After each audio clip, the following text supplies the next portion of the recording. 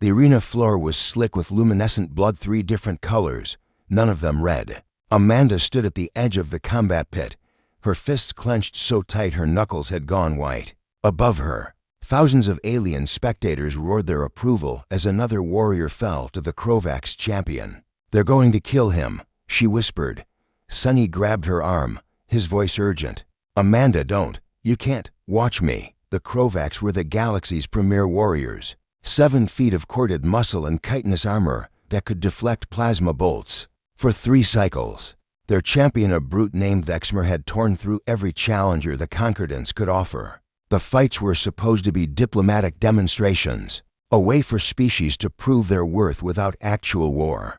But Vexmer didn't just win. He destroyed. Now he was toying with a Velen fighter, a 4-armed creature that had lasted longer than most. The crowd loved it.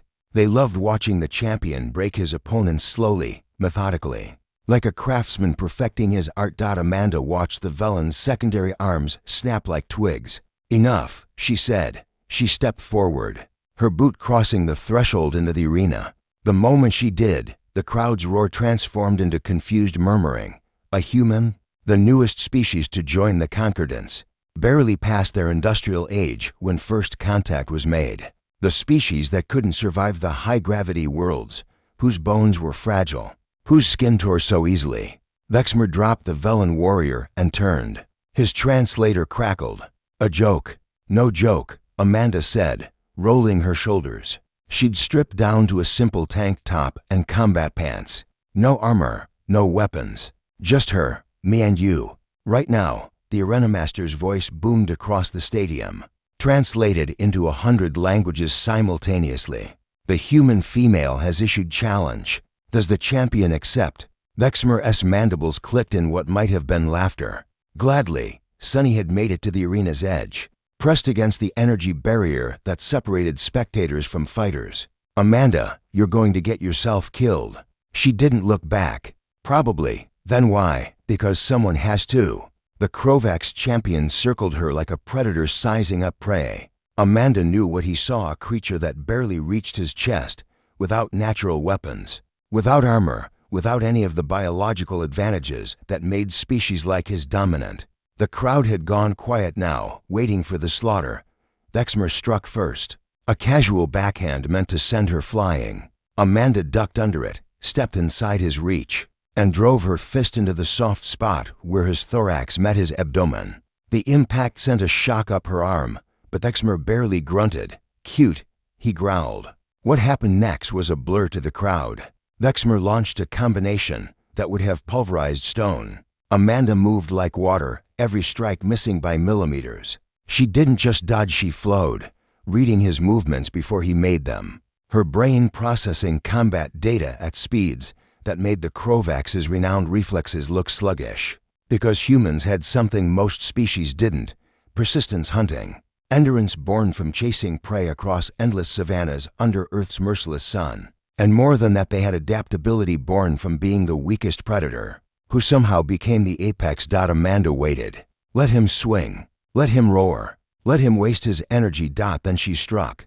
A kick to his knee joint, not to break it, but to test it. A palm strike to his temple, not to crush it, but to disorient him. Each attack was surgical, precise, targeting the weaknesses that every biology had, but only humans seemed crazy enough to exploit in combat without weapons. Vexmer's movements began to slow. Not much, but enough. "What are you?" he hissed, genuine confusion in his voice. "Earthborn," Amanda said, and took a single step forward. That step changed everything. It wasn't retreat. It wasn't hesitation.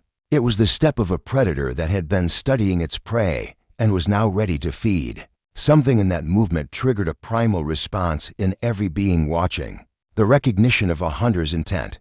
Vexmer swung wildly now, desperation creeping into his attacks. Amanda slipped past his guard and drove her elbow into his throat. With every ounce of Earthborn strength in her compact frame, the champion staggered. She swept his legs, and the arena shook when he hit the ground. The silence was absolute. Amanda stood over him, breathing hard, sweat streaming down her face.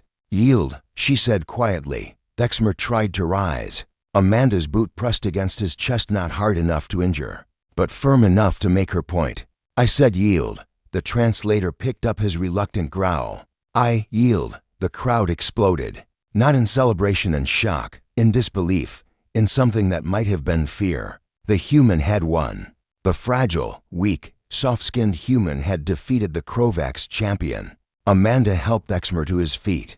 He stared at her with his compound eyes, searching for understanding. How, where I come from, she said. We weren't the biggest. We weren't the strongest. We weren't the fastest. But we learned to think, to adapt, to outlast everything that tried to kill us. That's what makes us human. We don't quit. Sonny was shouting her name from beyond the barrier, his face split by a grin. The medical teams rushed in to tend to the fallen warriors. The arena master seemed at a loss for words. Amanda walked toward the exit, her body screaming in pain from impacts she'd only partially avoided. She'd have bruises for weeks, possibly a cracked rib. Worth it. Behind her, Exmer called out. Human, what is your name? She looked back. Amanda. Remember it. I will, he said, and for the first time, there was respect in his voice. The galaxy will. As she crossed the threshold, Sonny caught her in a fierce hug. You're insane. Probably, she agreed, wincing. But we're not prey anymore. Someone needed to remind them of that. Above them, the crowd's shock was transforming into something else, a new kind of respect, a new understanding. Humanity had just announced itself to the galaxy, not with weapons or technology, but with the oldest human trait of all, the refusal to bow. The fight had been one-sided, until the Earthborn girl took a single step forward, and the galaxy would never look at humans the same way again.